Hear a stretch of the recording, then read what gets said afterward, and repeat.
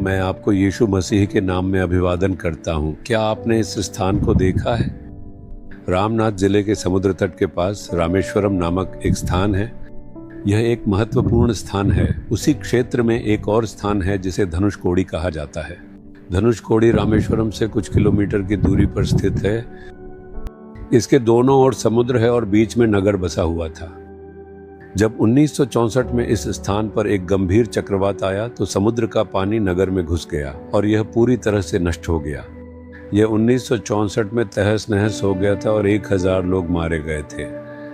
चूंकि यह घटना रात के समय हुई, लोग भाग नहीं सके और मृत्यु के शिकार हो गए। उसके बाद कोई भी इस नगर में बस नहीं सका।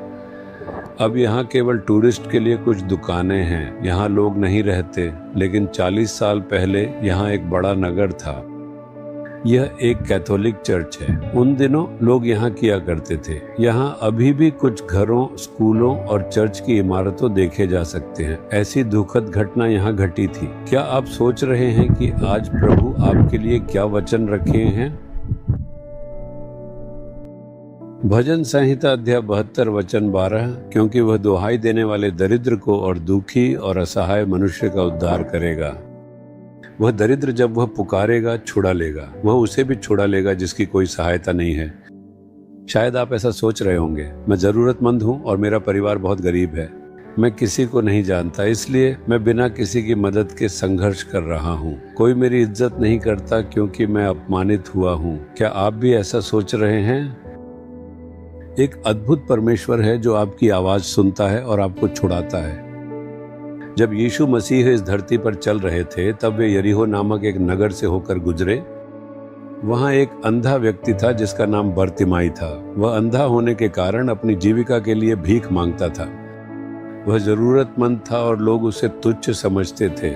जब उसने सुना कि यीशु वहां से गुजर रहे हैं तो उसने पुकारा, दाऊद के संतान, मुझ पर दया कर। उसके आसपास के लोग उस पर चिल्लाए, चुप रहो, बात मत करो। उन्होंने शायद कहा होगा, तू अंधे चुप रह, या तू भिखारी शांत रह। इसका मतलब है कि उसे लोगों ने नजरअंदाज कर दिया था। वह गरीब और पीड़ित था। सड़क के कोने पर बैठा वह भीख मांग रहा था।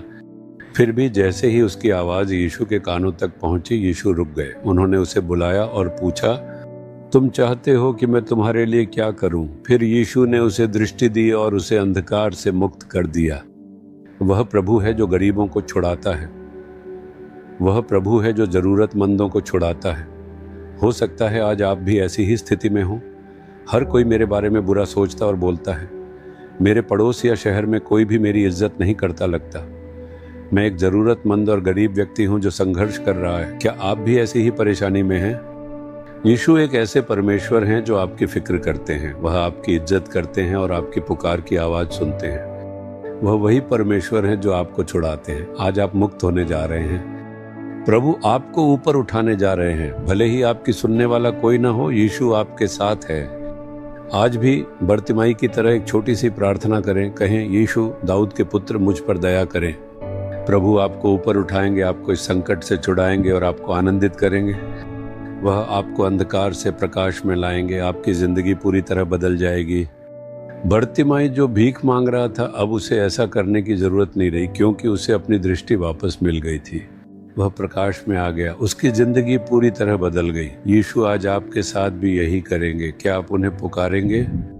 प्रभु, आप वही परमेश्वर हैं जो गरीबों, सताए गए और उपेक्षित लोगों को छुड़ाते हैं। आपने बर्तिमाई की पुकार सुनी और उसे छुड़ाया। मुझे भी, जो उपेक्षित और सताया गया हूँ, न्याय दिलाएं और छुड़ाएं। कृपया आज भी इस विषय में एक चमत्कार करें। पिता, मैं यीशु मसीह के नाम में प्रार्थना करता हूँ। आमीन, आमीन। Jesus redeem Hindi YouTube channel को सब्सक्राइब करें।